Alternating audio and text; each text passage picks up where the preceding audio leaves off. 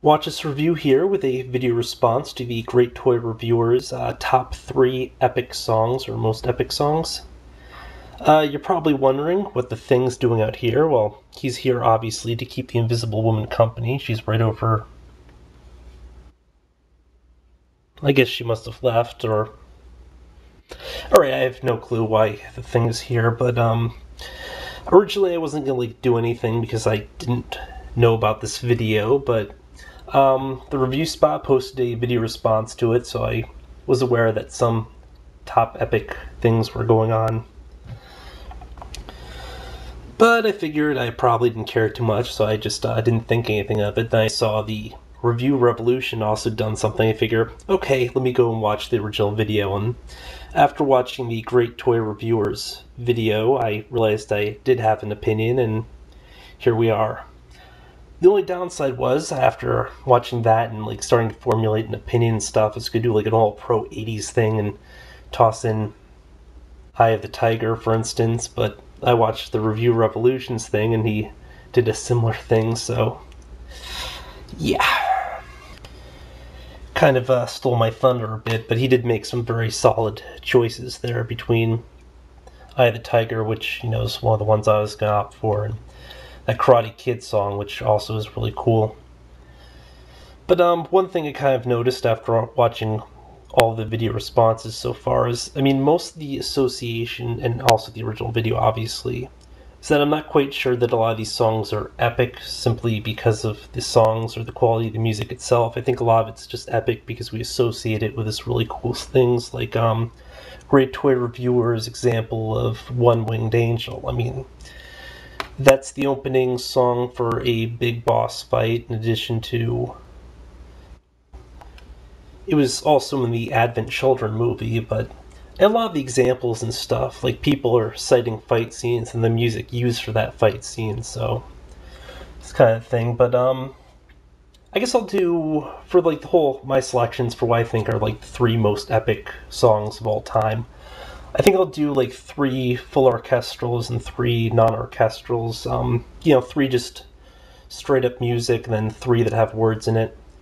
Starting off with the 3 that have words, kind of in the same vein as the Great Toy Reviewer, I'm picking from 3 different sort of sources. So one's going to be from a TV show, one is from a movie, and one is from a wrestler's theme music.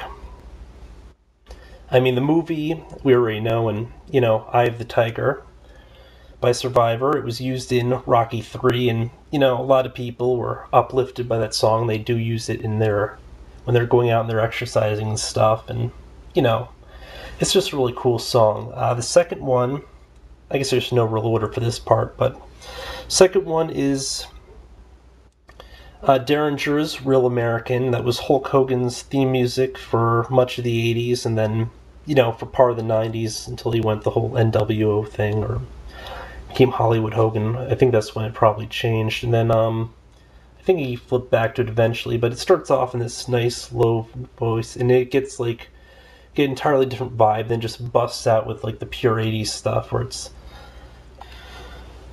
all about taking a stand and fighting for what you believe in, which, obviously was a totally 80s big meme there between,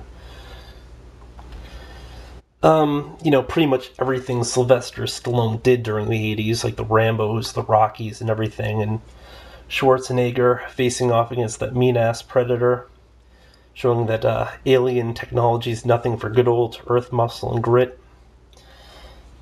Yeah, definitely a very cool thing, but largely in part probably due to the association with Hulk Hogan, who at the time was one of my favorite wrestlers. The third one, it starts off with words, goes to music, but is a TV show, and it also really epitomizes the 80s, and I, of course, am talking about the A-Team.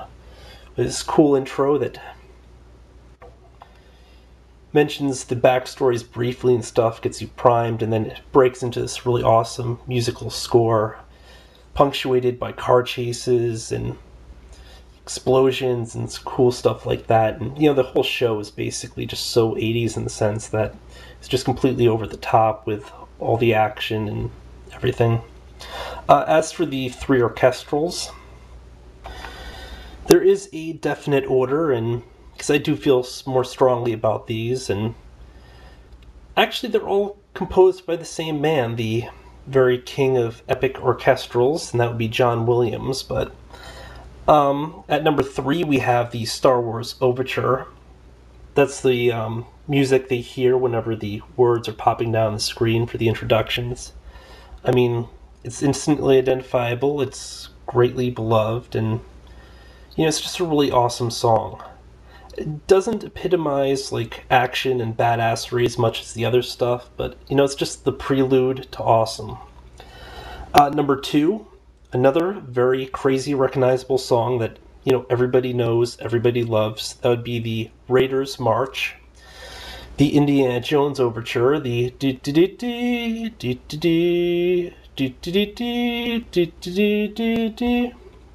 but I mean, it's just such a crazy catchy tune. It always either involves a big chase scene or immediately follows a chase scene. It just gets things going. And last, and but certainly not least, is my favorite orchestral piece of music ever. And it's kind of like the epitome of badassery.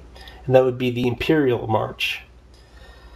These songs to signify wherever the Empire is coming in, the leitmotif of the Empire. But it's just such an awesome beat. It's got a whole ominous feel to it, and then seconds later you always see either a Star Destroyer pop in or something else huge, and it just gives like kind of a huge feeling of dread.